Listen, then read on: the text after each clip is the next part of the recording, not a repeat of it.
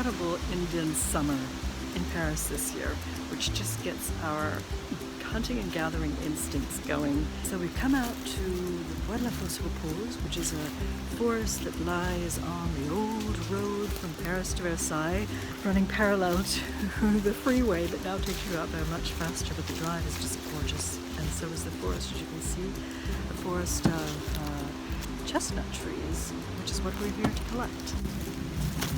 So Bruno saw a road here. Look at these former hunting grounds and still have the London Zoo. Ouch. Oh, good idea with sticks.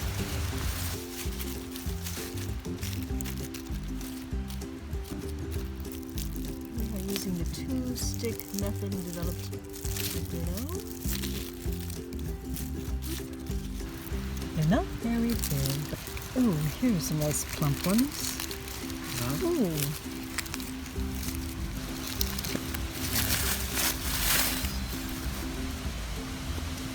Oh, those are gorgeous. Wow. The sky is falling. The sky is falling.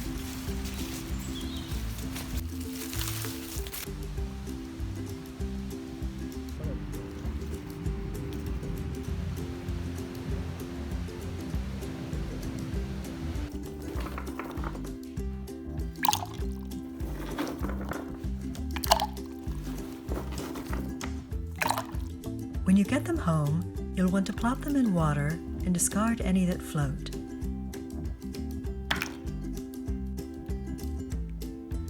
Then inspect them one by one, and again discard any that are split or have wormholes. So you don't actually have to have one, but this is a chestnut knife, and this is what I like to use. It's just a really nice little design. This one's by Victor Enox. I bought it on Boulevard Saint-Germain down the street. You see the little short curved blade, and it feels really good in the hand. It's just a really easy little knife. There are lots of them out there. I'll put a link below. They're very sharp on the edge, but very quickly they get thicker, so they don't cut into the meat of the nut. They just cut right through the shell, which is relatively soft, but it's still time consuming. So you just cut through, and then you want to throw these in water. Increased humidity in them will help to steam them and help the shell to open. So there are different ways of cutting them. I like to open them, as I've been doing, like an oyster around the edge like this, but it's not the only way to do it. Some people, in fact probably most people, prefer to either cut a line across long ways around the round part, or this way, or do both and cut a little cross across. These ones are so small, they're a little unwieldy. It's easier on larger ones, but the drought this summer has determined otherwise. Oh, so there's an open one that I missed. It happens. I'm watching for wormholes as I go too. Not all of them afloat. Wormhole. Okay, so we're down to the last of them. So I got through 2 pounds in about half an hour.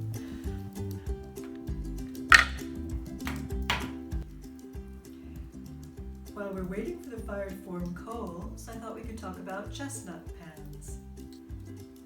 I use this one from the French company De Buyer, which is specially designed for roasting chestnuts on hot coals. In other words, on an open fire. And if any company was going to design a chestnut pan for hot coals, it would have to be De Buyer. It was founded in 1830 by a group of artisans who had been making pans and cookware for the open hearth since 1810, which is over 200 years ago. So this one is made from blued steel, which is a heat treatment that temporarily protects it from oxidation, which means you need to keep it lightly oiled and dry. It's perforated. The holes ensure that the chestnuts aren't evenly toasted, but it is designed uniquely for use on a fire, on an open fire.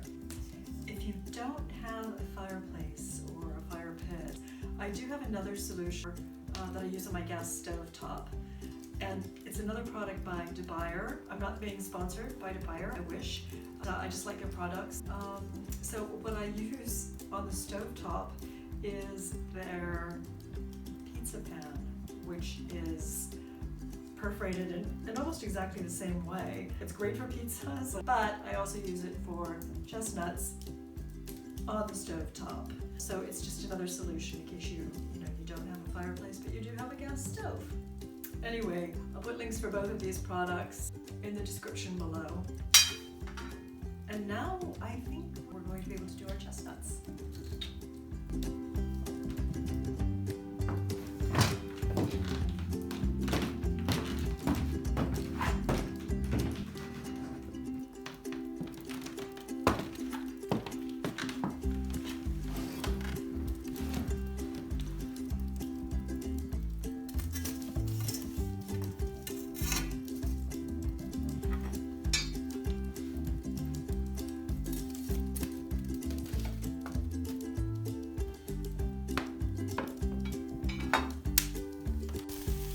So you want to leave chestnuts on the fire for 5 to 20 minutes, depending on how hot your coals are.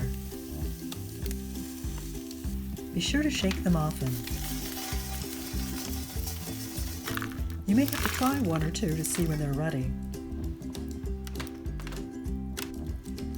Port wine marries particularly well with their flavor.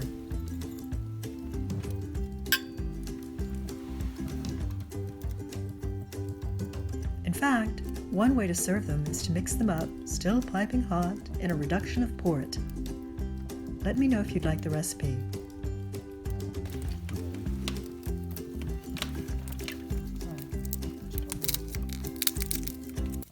But really, they're delicious on their own.